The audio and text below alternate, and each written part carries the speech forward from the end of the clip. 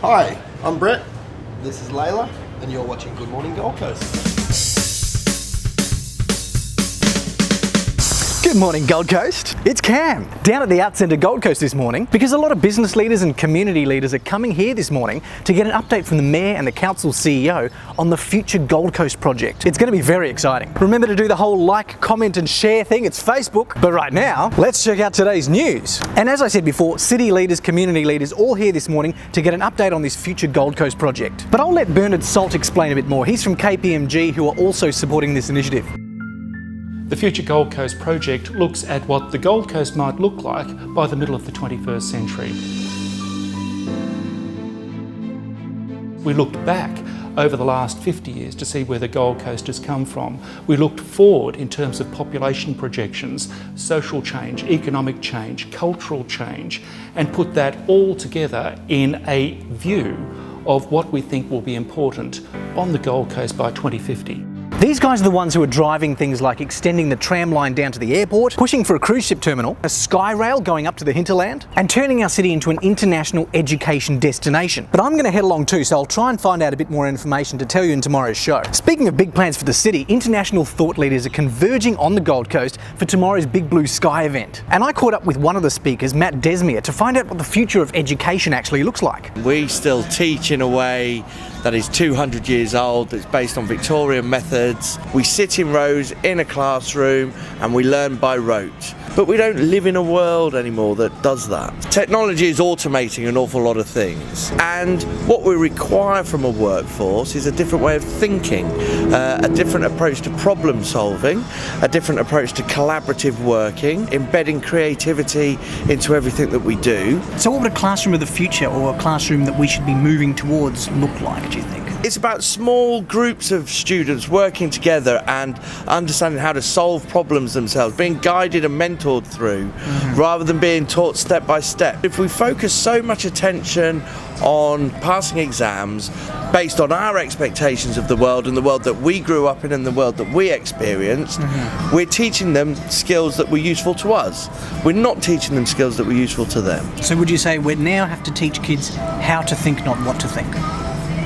Yes, I'm going to make that my presentation. Oh, you know, when you speak to innovators, the first thing they'll say is that the right problem? Let's analyse that question a bit more. So let's teach kids how to analyse a question. Let's not just make them assume that the question the teacher is giving them is the right question, because then they'll develop different problem-solving mechanisms. Their brains will evolve in different ways and they'll approach problems in new ways. That will make them far, far more useful to the workforce of the future. And as we head towards storm season, the council will be rolling out its Get Ready Gold Coast campaign. The campaign's about raising awareness of the dangers of things like hail, fire, lightning and storm debris. So the council needs pictures and they want ours. We can even win vouchers to the camera store and disaster management kits. Plus our pictures will appear in the campaign material, posters, billboard, booklets, all that. It's a great way to become semi-famous as a photographer. Your mum's going to be showing it off to the neighbours for months. More details in the link in this post. Now let's see what's on around town today.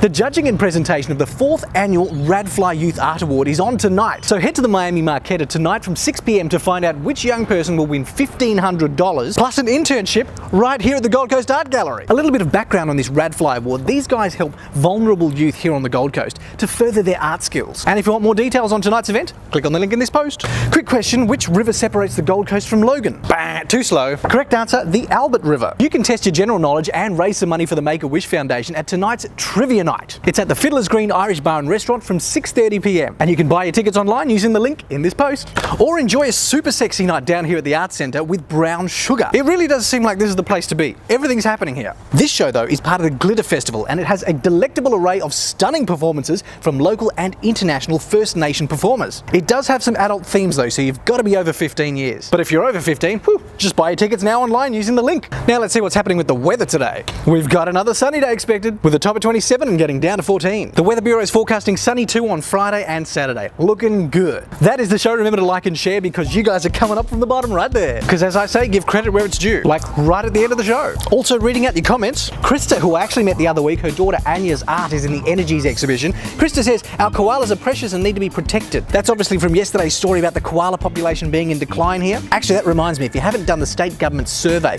on koala management, jump online and do it now. But thank you for the comment, Krista. And our friends down at Rain and Horn Mermaid say, great post today, real estate section on point. You have an amazing day and enjoy the sunshine. Well, we've got another 2 days of sunshine, so you guys enjoy that too. But all of you guys have an incredible Thursday. I'll leave you with some pictures of Borrowby, who was down at the Southport State School yesterday having a dance with the kids. Bye.